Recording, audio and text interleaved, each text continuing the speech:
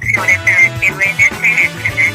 A gente só trabalha com funcionários da prefeitura, porque não é o INSS. Porque não é o INSS. Podcast não é do INSS. Olá, seja muito bem-vindo ao podcast Não é do INSS, é o primeiro podcast 100% feito de RPPS para RPPS. Toda semana tem episódio novo por aqui e para você que nos ouve, já siga o nosso canal na nossa plataforma de streaming favorita, que você vai receber todas as notificações de episódios novos e ainda ajuda o nosso canal. Para você que ainda não nos segue nas redes sociais, é só buscar pelo @NãoÉDoINSS, que estamos nas principais redes. Na nossa mesa virtual dessa semana, nosso bate-papo é com o RPPS de Taió, Santa Catarina, o Taió Prev. E aqui, mesa dupla hoje. Temos aqui Indianara Seman, diretora-presidente do Taió Prev. Tudo bom, Indianara? Tudo bem, Rafa, é um prazer. E Thaís Eliane Jeremias, que é diretora administrativa financeira. Tudo bom, Thaís? Oi, Rafa, tudo bem? Tudo certinho, graças a Deus.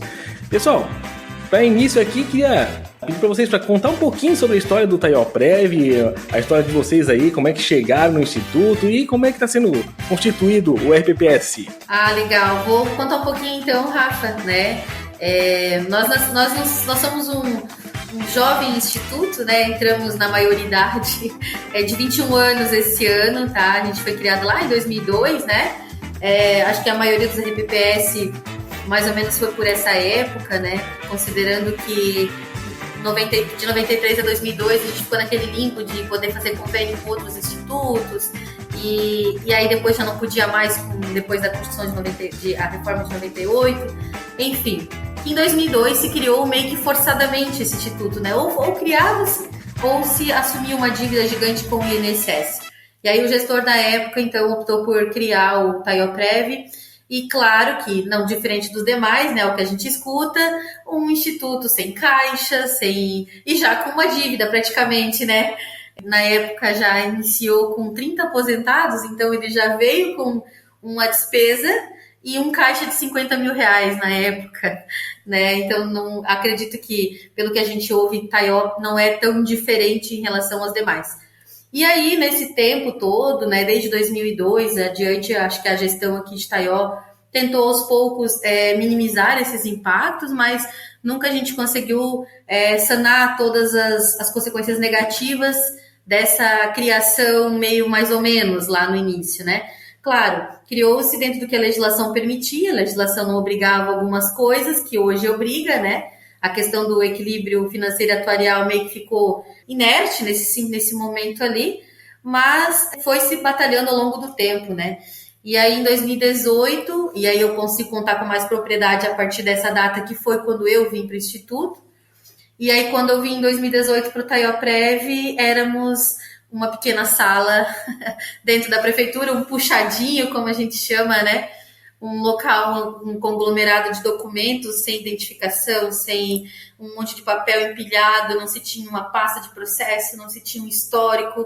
Foi assim, para te falar a verdade, uma surpresa negativa, né? Porque eu também vim para o Instituto sem saber o que eu estava querendo, né? Sem saber o que eu ia assumir. Enfim, abracei com duas mãos e desde então a gente tem batalhado. Então são 5 anos aí.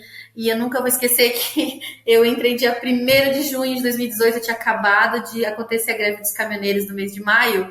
Então, assim, entrei com o pé direito e o esquerdo nos desafios, né? E ali, na época, a gente tinha um pequeno patrimônio de 27 milhões de reais e um déficit atuarial imenso já, né, configurado. E, para te falar a verdade, quando eu entrei, não tinha ninguém no Instituto, o diretor-presidente tinha renunciado na época, que ele era o único que estava no Instituto, e imagina, né, a responsabilidade que é conduzir um Instituto sozinho. E aí, quando eu vim, eu já senti a necessidade de que muitas coisas precisavam ser melhoradas, tracei um plano de ação e começamos primeiro preparando a equipe de trabalho, né, porque não adiantava, sabe, a gente tinha identificação das deficiências do trabalho não realizado, mas sozinha não ia conseguir realizar. E eu acredito que acho que esse foi um dos pontos chaves para a mudança do Taió Prev, para onde a gente está hoje. Foi nesse investimento do capital intelectual, né, do recursos humanos em si. Porque é só assim, né, com uma equipe comprometida que a gente consegue avançar. Mas assim, ó, eu gosto de contar a nossa história porque é uma história de superação, tá? temos muito a melhorar, mas eu acho que faz parte a gente refletir o que a gente era, para onde a gente está e para onde a gente vai chegar. E ver que, de fato, faz diferença quando a gente arregaça as mangas e que o grupo abraça a causa, né? Não é uma causa exclusivamente minha, embora eu tenha dado o pontapé inicial e tenha liderado a equipe, mas sozinho a gente não chega onde a gente precisa, né? E aí, então, né, ali em 2018, eu já senti a necessidade que eu precisava de uma assessoria jurídica para poder, pelo menos, entender o que eu precisava fazer, porque o pior de tudo é tu chegar num lugar e não saber o que precisa ser feito. E aí, muito conhecimento, né, os conselheiros sempre incentivavam que eu fosse buscar capacitação, formação, né, embora eu sou advogada também de formação, mas na função de diretora-presidente eu tenho essa análise jurídica, porém não é meu principal objetivo, né? Então eu enfim, busquei assessoria jurídica num primeiro momento, já conseguimos contratar uma assessora jurídica e aí passamos a criar os cargos efetivos do Instituto, né? Chamamos uma técnica previdenciária no primeiro momento, logo em seguida uma contadora própria, e aí foi se crescendo até que entrou o momento de que a gente precisava de um diretor financeiro também exclusivo para o Instituto. Porque até então o diretor financeiro dividia-se funções com a prefeitura, normal de muitos RPPS também, né? Não é algo que só nosso. E aí a Thaís veio para o nosso grupo, né, em meados de 2020, e na pandemia, ela chegou na pandemia e já teve que encarar também de frente um baita desafio. E aí, com isso, a gente conseguiu deixar de fazer parte de um puxadinho lá dentro da prefeitura, né, de uma salinha de menos de 10 metros quadrados, para hoje a gente tem um espaço que o município nos cedeu, a gente reformou ele. Hoje nós temos uma sede aqui de 150 metros quadrados, com 5 funcionários trabalhando diariamente, incansavelmente pela melhoria do Instituto. E os resultados vão acontecendo, né? Nesse decorrer do tempo, de menos de 2 anos para cá, a gente já conseguiu certificado para gestão, a gente, né, recebeu alguns prêmios na Bipem, nosso patrimônio praticamente dobrou, né? A gente tinha 27 milhões há 5 anos, hoje a gente tem 62 milhões. Embora temos um pequeno déficit financeiro mensal, ainda assim, diante de todas essas crises que a gente passou, a gente conseguiu ainda progredir na questão do patrimônio. Acho que é um trabalho que a gente vem se profissionalizando cada dia mais e buscando esses resultados. Para contextualizar, assim, em termos de números de segurados, né? Hoje a gente tem 206 aposentados e pensionistas e 508 ativos, né? Somos um instituto hoje identificado praticamente de pequeno porte por conta de número de pessoas, de segurados, mas no ISP a gente é médio porte, porque o nosso ISP é A, né? Então, tudo isso foi fruto de uma gestão, tentando cada dia se profissionalizar, né? Então, basicamente, a nossa história de sucesso é baseado nisso, na força de vontade e não querer ser melhor a cada dia, né? Que bacana que isso aí vocês conseguem fazer com 5 pessoas aí dentro do quadro de vocês, né? E no último relatório que vocês têm do controle interno, ele foi mencionado que não havia o Comprev recebido durante o segundo semestre de 2022, né? Então, como é que tem sido essa gestão do Comprev dentro do RPPS de Itaió? E qual a expectativa que vocês têm para ter o recebimento das contribuições que eventualmente sejam pendentes? Então, o Comprev é sempre aquele calcanhar de Aquiles, né? A gente nunca sabe quando vai conseguir receber do RGPS ou de outros RPPS. A gente de contar no dedos quanto o RPPS estão recebendo realmente com o Comprev do RGPS. E o Taiaprev não é diferente, ainda mais que a gente é pequeno, né? Agora, no primeiro semestre de 2023, a gente conseguiu receber Comprev do Estado, RPPS para RPPS. A gente conseguiu receber de 4 servidores, então já é uma vitória. Do INSS, a gente paga referente a 2 pessoas. Também é pouco ainda, né? Mas a gente tem 91 processos em análise. Então, a gente está lá naquela fila do RGPS bem baixo. A colocação, em vez de a gente ir para frente, a gente está descendo. A gente nunca entende essa fila, porque parece que passa o tempo e a gente vai descendo na colocação em vez de subir, mas tudo bem, né? A gente tem 10 requerimentos esperando a análise do RPPS para RPPS, né? Para a gente começar a receber também. E 84 processos está na espera do RGPS complementar as exigências, né, que a gente fez para eles. Então, assim, a gente tem uma servidora designada, ela é muito competente, ela envia todos os arquivos para o RGP, ali na compensação financeira, né, pelo sistema. A operacionalização do sistema é feita só por ela. Logo, a gente começa a receber de certo do INSS também. Na verdade, a gente está fazendo a nossa parte, acreditando que um dia a gente vai receber, né, Rafa? Mas vamos ter fé e confiança de que chegaremos lá, né? Exatamente, porque o Comprev a gente nunca sabe como é que funciona essa parte da fila, né? E a gente ter esse resultado na mão com mais previsibilidade é difícil hoje, né? Por mais que você tenha essa força de trabalho, de conseguir trabalhar o tempo todo ali com o Comprev, atender as exigências, mas até que seja dado o resultado ali, não. Agora passa-se a fazer a compensação, realmente ali é meio que ainda uma caixinha de surpresa para todo o RPPS, né? A gente tem participado dos cursos e eventos e a gente vê que essa dor não é exclusivamente nossa, né? Isso também acalenta o coração, né? Porque a gente começa a pensar, não, o problema não é conosco, o problema é geral e tá tudo bem, né?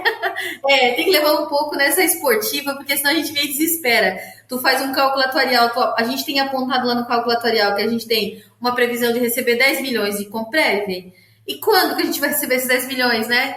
Dá uma acalmada no coração quando a gente vê que não é só nós que não estamos recebendo, mas também dá um pouquinho de desespero, porque ainda bem que nós não precisamos hoje desse valor para pagar benefício, que nós temos um caixa considerável e enfim, né? Mas olha quanto dinheiro a gente está deixando de ganhar, porque os rendimentos sobre esses valores, né, fariam a diferença, né? A gente questiona, faz esses questionamentos para os órgãos, né, para a Secretaria de Previdência principalmente, mas a resposta é sempre a mesma, tem a fila, tem isso, tem aquilo. Enfim, numa dos eventos da Bibem que a gente foi, na época, o secretário nacional de Previdência, ele deu uma fala bem assim que, digamos, que se hoje é analisado 10 requerimentos, são pelos analistas do INSS, né? Também entram 15 novos. Então, nunca eles vão conseguir zerar essa fila se o INSS não melhorar a estrutura de análise, né? Essa é uma discussão que tem que ser feita. Não cabe a nós, não está na nossa alçada, mas a gente reflete sobre isso.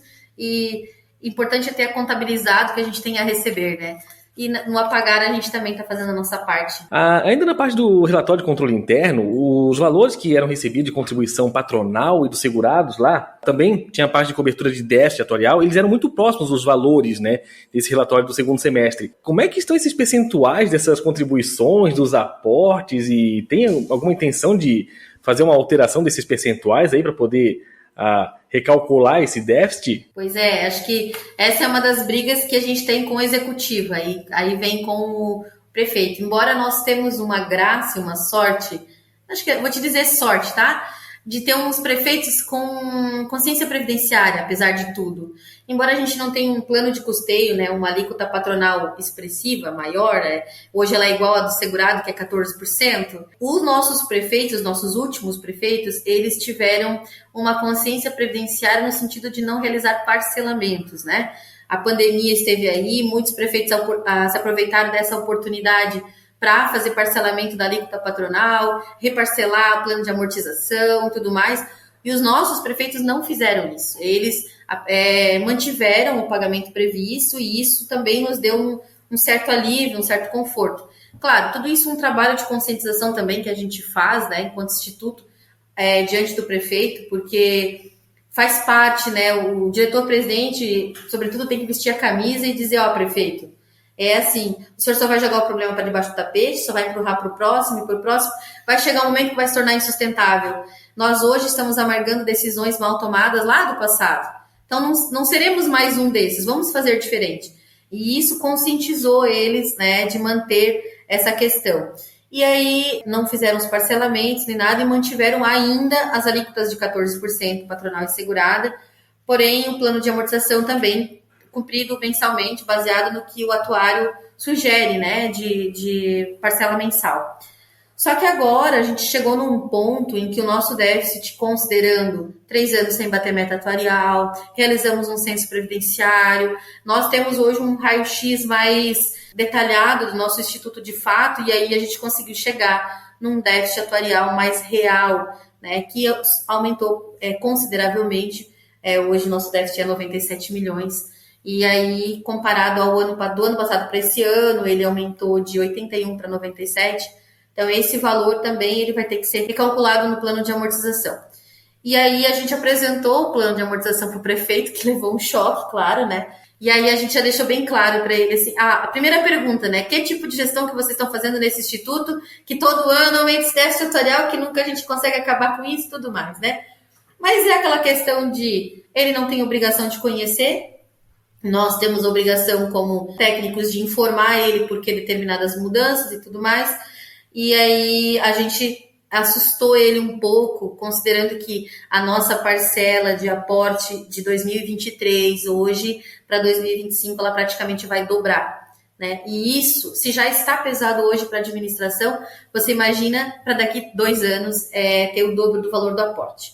E aí a gente começou a pontuar com ele as mudanças que precisam ser necessárias para que isso não aconteça, porque vai inviabilizar o próximo gestor, né? Esse gestor está encerrando ano que vem, mas o próximo ele já vai entrar com um débito grande por mês, né? Para um município pequeno como o nosso, 500 mil reais hoje de parcela é uma parcela muito considerável, sabe? E aí ele entendeu a necessidade de mudar o plano de custeio para 20% da alíquota patronal. Então, a gente está tratando isso, embora a exigência dele foi de que essa alíquota não fosse imediata, que ela fosse de forma progressiva, ano a ano subir 2%, então em 3 anos aí a gente chegaria ao 20%, né? E também a gente está finalizando a reforma da Previdência, a nossa reforma municipal aqui. E isso vai dar um respiro, tanto para os servidores, não estão gostando muito, obviamente, né? Só que também o servidor, a gente tem tentado trabalhar na cabeça deles de que o instituto é nosso, né? Nós temos que também garantir sustentabilidade.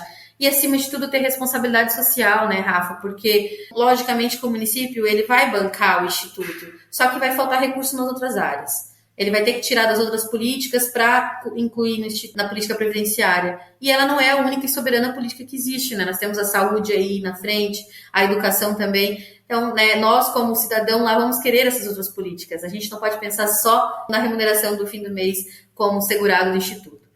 Então, ele está batalhando que a gente finalize essa reforma ainda este ano, né? Que a gente passe ela na Câmara, justamente por conta do período eleitoral, que o ano que vem, depois de abril, já tem uma questão dos impeditivos legais, né, de aplicação. E basicamente é isso. Então, há a intenção de alterar esses percentuais, ainda bem que entenderam que é importante, por mais... É uma luta, né? A gente tem... Todo dia a gente cresce um degrauzinho na melhora da gestão, né? E o que importa, eu acho que, acima de tudo, é a gente ter essa intenção e essa ação de querer mudar. Isso faz diferença, no longo prazo a gente vai colher os frutos, né? E essa parte da reforma da Previdência, o pessoal, os servidores, enfim, eles já tomaram ciência já de que precisa dessa reforma? Ou em que pé que está isso aí com vocês? Vou te dizer que, assim, quando a gente realizou o censo em 2021, nós fizemos questão de que o TAIOPREV fizesse o censo com os ativos, né?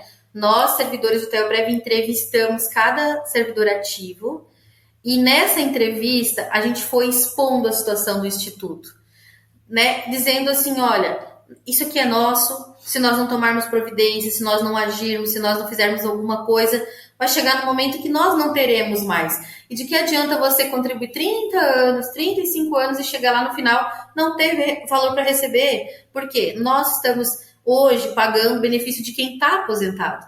Quem vai pagar o nosso benefício? Não sabemos como vai ser, né? Então, a gente internalizou isso nos servidores.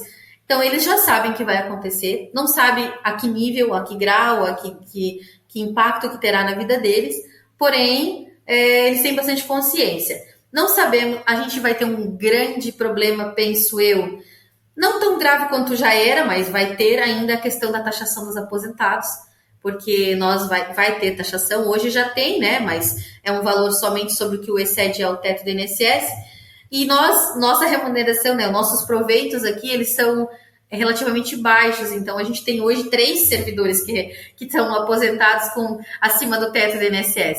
Imagina de 206, então 3 não é nada, né? Porém, a taxação que o prefeito quer sugerir, ela vai ser bem agressiva, ela vai ser sobre o valor que excede algo no salário mínimo.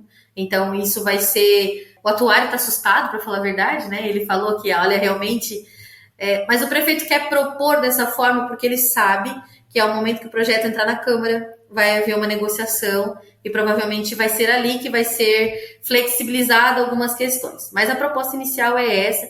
Com essa proposta de idades, basicamente a gente vai ter um espelho da reforma do IPREV, né, de Santa Catarina.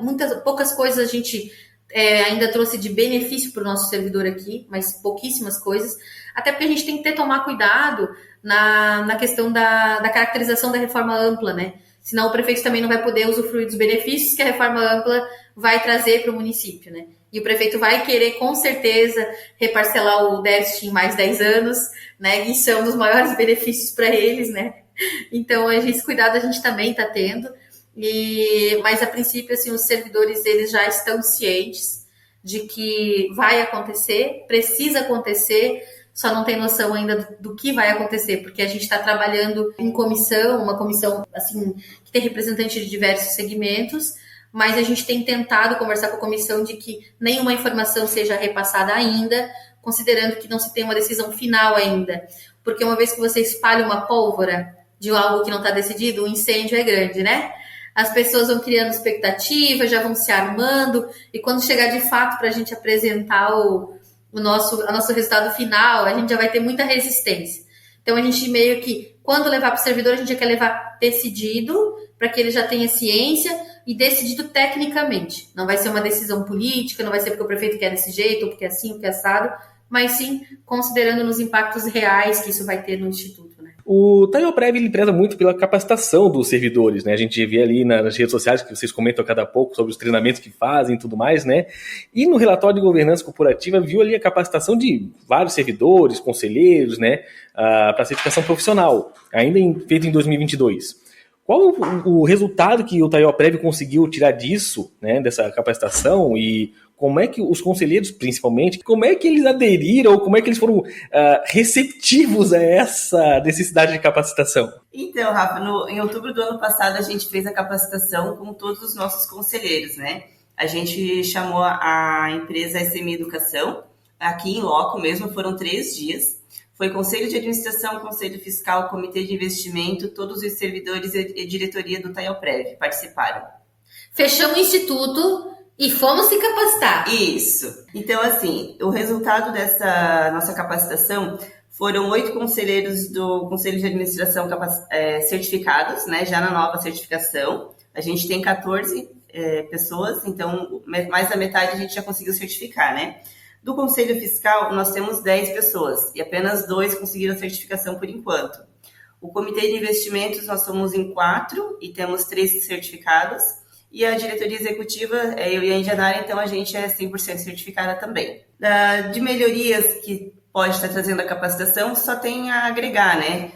Tanto na organização dos processos das atividades, a motivação dos servidores, a tomada de decisão nas reuniões, a redução do retrabalho, o aumento da produtividade, a facilidade no acesso da informação. A gente não tem o que dizer o que piora, né? Só agrega conhecimento, então só melhora mesmo as atividades com a capacitação de todos. E vocês já conseguiram ver essa mudança sensivelmente já na atuação dos conselheiros, ou acaba sendo algo que às vezes fica muito no conceitual e ainda não vê a parte prática? Não, no dia a dia mesmo, nas reuniões é visível. Tu traz um assunto para eles sabem do que a gente está falando.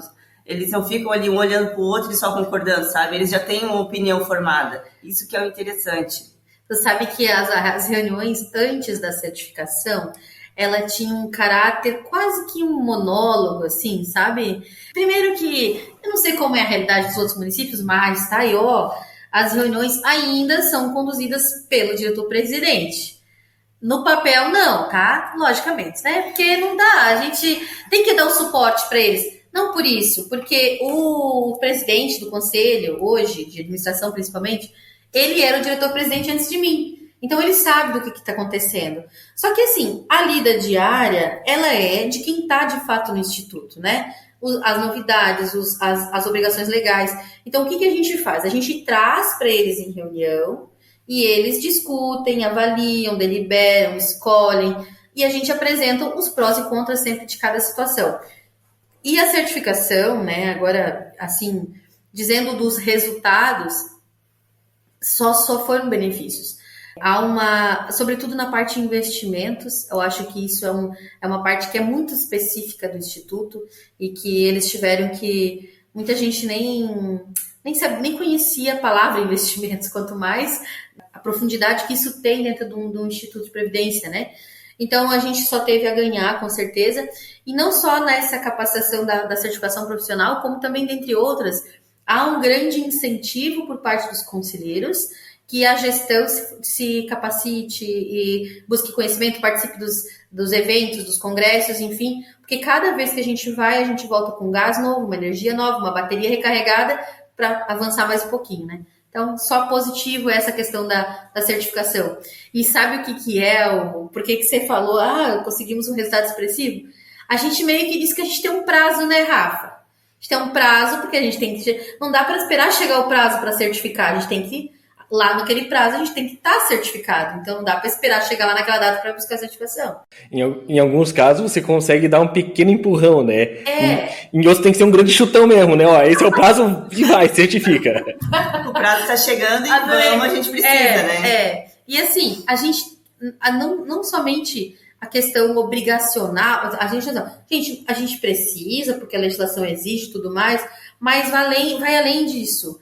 A pessoa saber do que ela está se tratando, acho que esse é o ponto. Estar capacitado faz com que ela entenda o que ela está assinando, o que ela está decidindo. E isso dá segurança. E sabe o que é o melhor? Como a gente tem representante do conselho de todos os segmentos, da educação, da saúde, enfim, de toda a área da prefeitura, eles têm levado uma visão de TAIO prévia para os seus locais de trabalho diferente do que se pregava antes. Se pregava-se com o instituto falido, com uma instituição quebrada, de que o TAIO prévio está quebrado, porque isso, porque aquilo. Hoje eles vindo com capacitação, com certificação, enfim, buscando conhecimento, essas informações estão sendo levadas para os servidores de forma diferente, e isso faz facilitar uma aprovação de reforma, uma mudança estrutural, faz com que o servidor tenha interesse sobre o próprio instituto. É uma mudança de cultura, uma quebra de paradigmas que vai acontecendo aos poucos. Né? Na parte do relatório de investimento de vocês de junho, ele trouxe um resultado da carteira que estava acima da meta atuarial, né? Finalmente conseguimos bater meta atuarial, né? Que estava difícil para todo mundo, pelo amor de Deus. E vocês têm uma carteira com títulos públicos, letra financeira, que faz mais ou menos metade da carteira de vocês, né? É basicamente título e letra. Como é que foi essa construção da carteira de vocês para esse ano? Acham que vão bater meta finalmente? Vamos conseguir dizer, prefeito, dessa vez superamos meta atuarial aí, vamos dar uma ajuda no caldo aí? Olha, realmente, investimento nos últimos 3 anos não foi uma tarefa e uma missão fácil para ninguém, né? Nós não fomos os únicos escolhidos a não bater meta, né? E a gente tem levado isso também para a administração, para não pensar que é uma gestão falha somente de TAIO, né?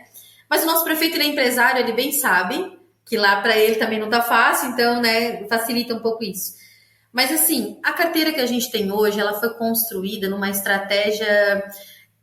foi pouco a pouco, tá? A gente considerou muito cenário. Foi também uma quebra de paradigmas, porque em 2018, quando eu entrei no Instituto, era uma carteira praticamente CDI. Tinha uma coisa de IMAB, mas tinha CDI. Foi por uma vida inteira CDI, essa carteira, entendeu? Então, assim, o Instituto deixou de ganhar muito dinheiro no período. E aí, então, a gente foi buscando melhorias nesse sentido. E o ano passado, a gente quis aproveitar o aumento das taxas para poder estar comprando título público. Nós sabemos que os institutos de previdência, o foco é bater meta atuarial. O que excede a meta atuarial é parabéns, muito obrigada, beleza. Mas o foco não é ganhar dinheiro, é o objetivo. Por quê? Nós também temos que ter uma gestão segura, né? Não expor o instituto a risco, a grandes riscos, né? E aí, essa é a nossa visão. Então, a gente tem um perfil de investidor mais conservador, embora a gente também aproveite um pouco das outras oportunidades, que também não é muito do conservador. Mas a gente quis o quê com isso? Fazer uma compra gradual de títulos públicos, que a gente iniciou há exatos 1 ano atrás. A primeira compra aconteceu em julho de 2022.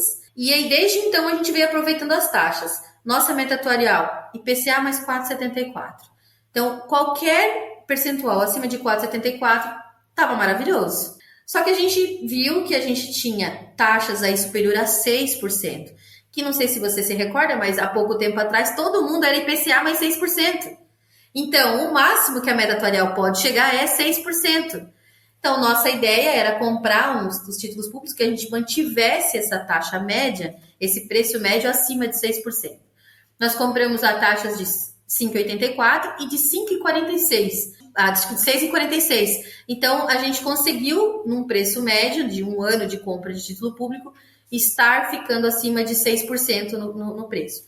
E aí também surgiu uma oportunidade de letra financeira nesse meio do caminho, foi um novo ativo que nós não conhecíamos, tá? E aí a gente conseguiu aproveitar uma oportunidade aí de 13% da nossa carteira numa letra financeira de 8,30%, né? 8,30%. Então, tranquilizou. O que acontece? A gente pensou assim, vamos construir uma carteira aí de 60% tranquila, meta atuarial batida, e aí, a partir dali, o saldo remanescente, a gente vai aproveitando as oportunidades de mercado. Então, a gente vinha numa estratégia CDI, considerando que a taxa estava alta. Agora, com uma redução de taxa de juros, a gente começa já a aproveitar um pouco mais de uma B5 na parte da renda fixa, e também ajustando um pouquinho dos percentual que a gente tem em renda variável para uns fundos mais ativos. Embora, né, a gente comece a ver as notícias aí diárias, aí pensando, tô rico, tô pobre nessa bolsa de valores, né? Tô rico, tô pobre. Tipo, nós tivemos um resultado muito bom em junho, tivemos um resultado muito bom em maio, tivemos um resultado bom em julho também, que a gente já tem o resultado de julho, e aí hoje, analisando o acumulado de 2023, a gente está com 137% da meta, né? A média atuarial aí hoje do período de janeiro a julho é 5,81 e a gente está com 7,98. Então, esperamos manter esse caminho, né? Estamos considerando essa queda de juros que está vindo, né? Está acontecendo, já está já está sendo realizada, e a gente tem uma perspectiva quanto a isso até dezembro ainda, mas a intenção é estar nessa estratégia para aproveitar esse momento de mercado, né? A gente aproveitou o momento CDI, momento de títulos públicos, que agora a gente não está mais comprando. A nossa última compra aconteceu em março desse ano, e aí a gente cessou a compra porque a gente chegou no limite da taxa que a gente queria, né? Nossa taxa limite era 5,80, então a gente parou por ali, e aí agora estar movimentando a carteira nessa parte aí da renda variável e um pouquinho da renda fixa.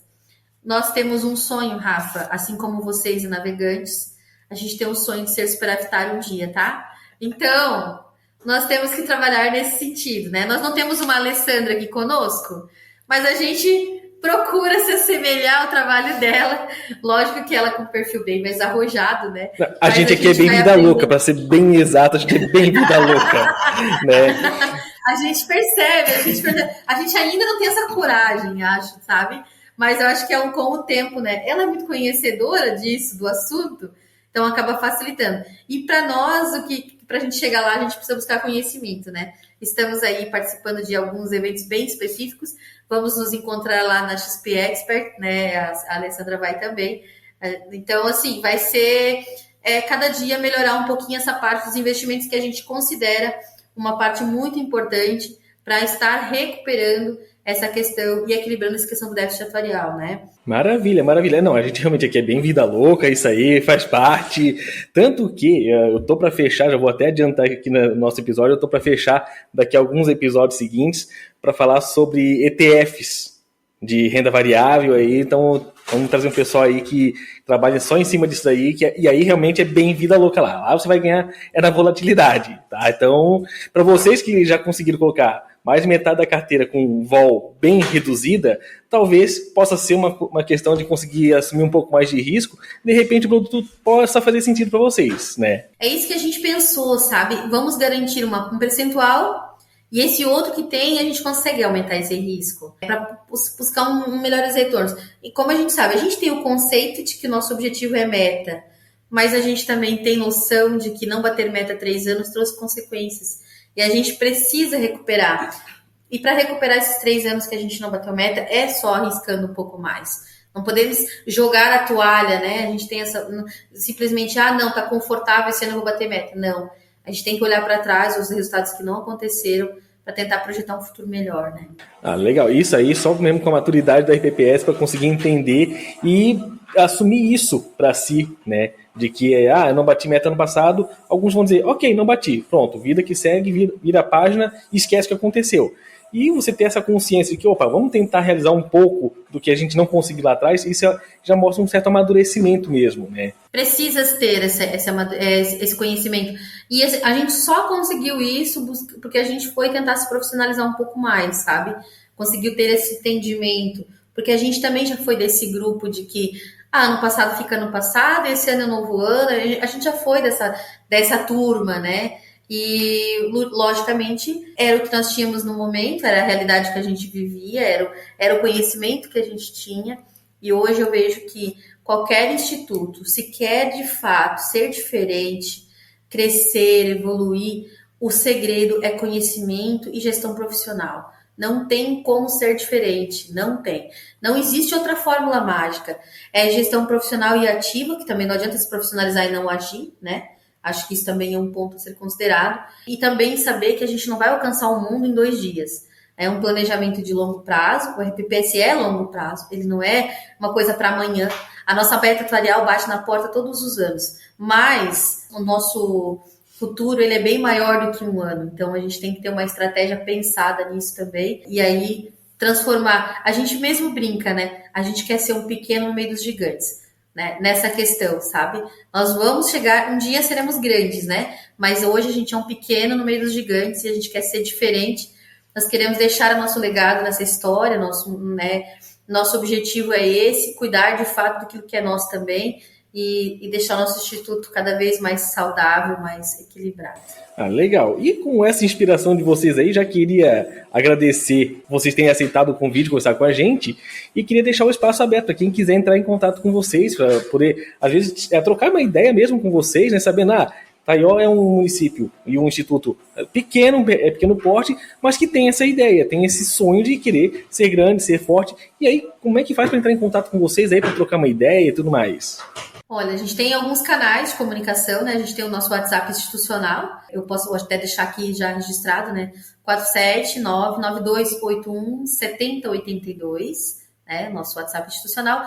Também pode ser pelo nosso e-mail, né? taioprev@taio.sc.gov.br. E claro, né? Eu não vou deixar meu WhatsApp particular aqui, porque pode ser que amanhã eu não esteja mais no instituto, mas o que acaba acontecendo muitas vezes é a pessoa entra em contato com o WhatsApp institucional e depois que a gente cria um vínculo, a gente compartilha o nosso WhatsApp particular.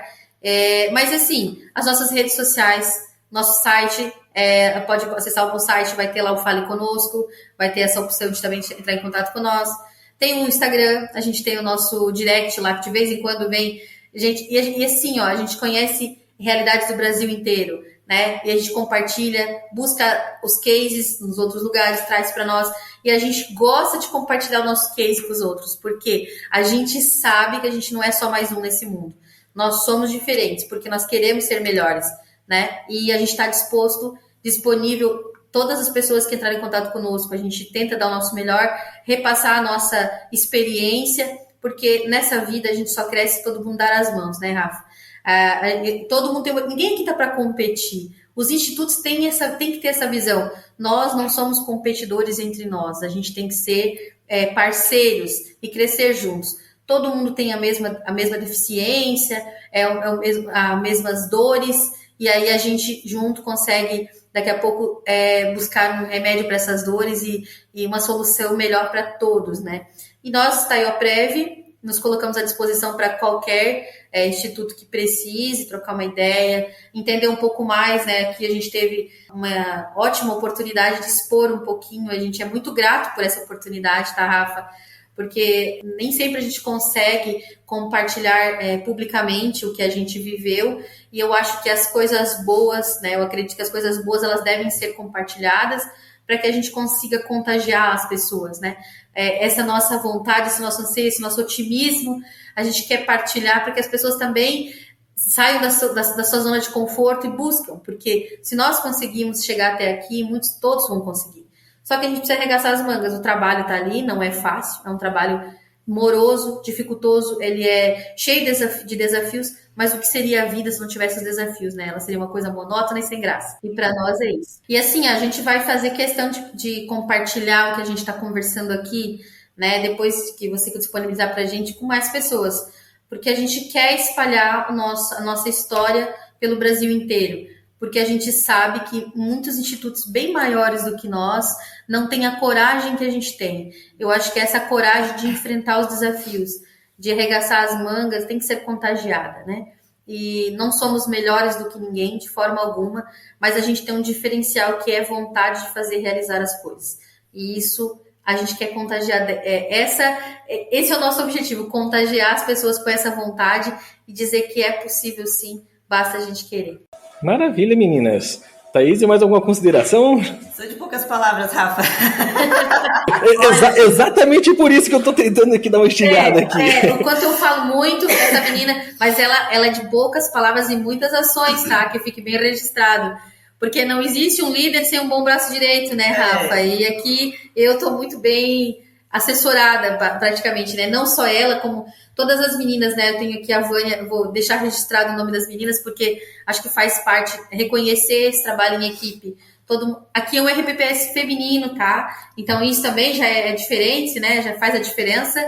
Perdão aos homens por aí afora, mas nós temos que evidenciar que nós cuidamos com mais cuidado, a gente tem mais cuidado e zelo pelo que a gente está fazendo, né? Nós temos a Vânia aqui, que é responsável pelos benefícios e pelo Comprev. Temos a Roberta, que é a nossa contadora, a Ludmila, que é a nossa assessora jurídica, né? E a Thaís, que é minha diretora financeira, diretora administrativa financeira, para você ver que não é só uma coisa que essa menina faz, né? E eu como diretora-presidente, então é um instituto muito bem conduzido. Nós temos os conselhos que nos dão todo o suporte, todo o aval, nos incentivam. A gente propõe e eles, não, é isso mesmo, vamos embora, e eles incentivam a gente. Isso faz diferença também numa gestão, tá? Não adianta a gestão, a diretoria querer e o conselho puxar para um outro lado, não querer entender e tudo mais. Então, assim, nosso conselho, todos os dois conselhos e também o comitê de investimento é bastante apoiador nessa luta pela melhora do Instituto. Legal, meninas. Mais uma vez aí queria agradecer vocês aí por ter aceitado o convite e conversar com a gente também. E também agradecer a cada um que nos ouviu até aqui. Semana que vem a gente traz episódio novo para vocês. Até mais!